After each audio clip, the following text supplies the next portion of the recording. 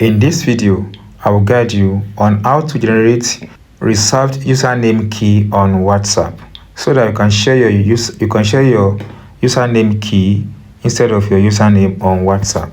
This is very simple.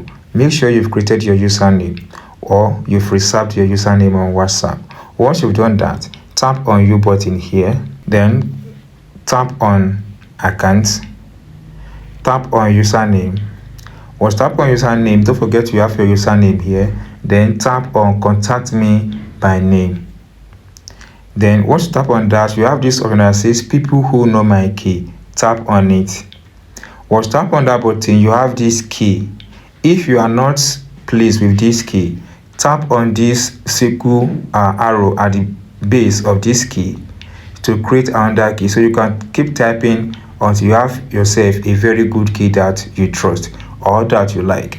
So once you are done with the key you've set, then go ahead and tap on save key button. So that's all, guys. You've been able to generate your username key on WhatsApp. If you enjoyed this tip and if not subscribed, please subscribe for more updates like this.